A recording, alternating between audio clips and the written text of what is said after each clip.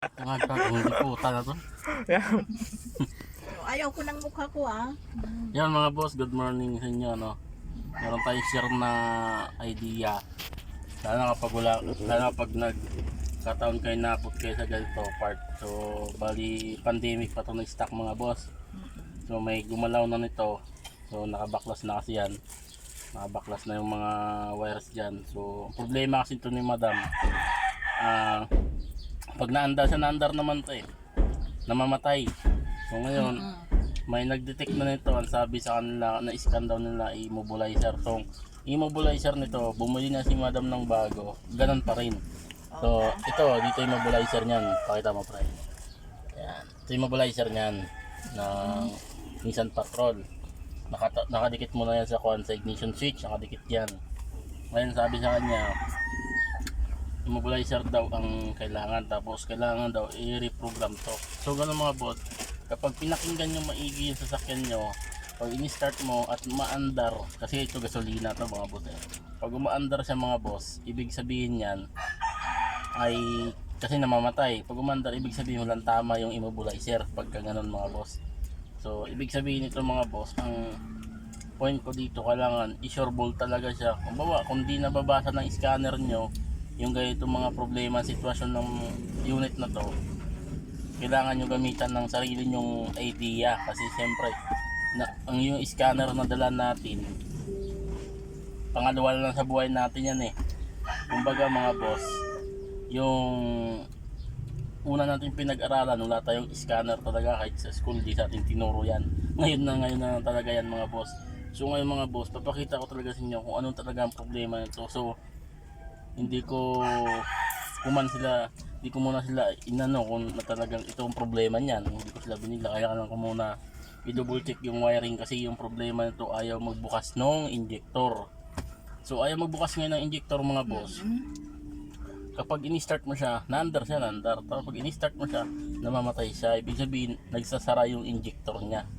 So ngayon, chinik natin yung harness ng injector. Injector lang naman papakialaman natin dito, kasi yun na nakita natin problema mga boss. Yun lang.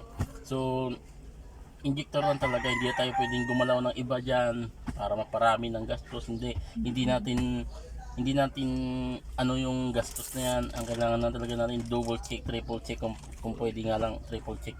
So na double check na natin to, na triple check na rin natin to, kasi medyo mahal talaga to mga boss yung pyesa na to, kung tutuusin talaga.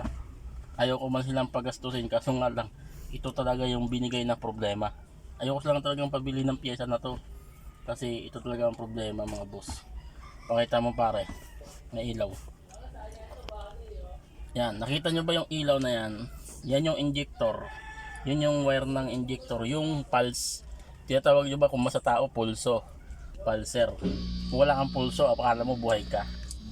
So yung pulser kasi mga boss, yan yung magpo-pulse nung magkuhan ng kuryente doon sa injector. Kumbaga yan yung pinaka-ground niya. Kasi pinatay mo na yung unit niya, meron pa rin siyang supply na positive. Dalawang kanyan. Nangyari, dalawang positive. Yung isa fuse, okay yung fuse niya buo. Yung nangyari, naging dalawang positive. Paano magbubukas yung injector doon? Puro positive. Dapat isang negative, isang positive yan. Kung trigger tong isa, mag-open to pag umaandar na. So ngayon, hindi ang nangyari. Bagong palit na yung fuel pump. Ano pa? Fuel pump. Bagong palit na yung fuel pump. Bagong palit na din yung muntik na mapalit. Isar na bago, ganun pa rin naman. Wala na Martin.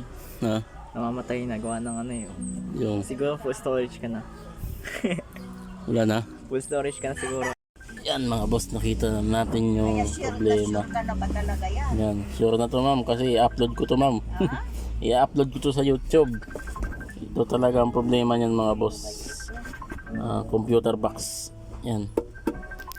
Kasi buo yung harness niya mga boss. Chinik na natin isa-isa. Mga boss. Yan.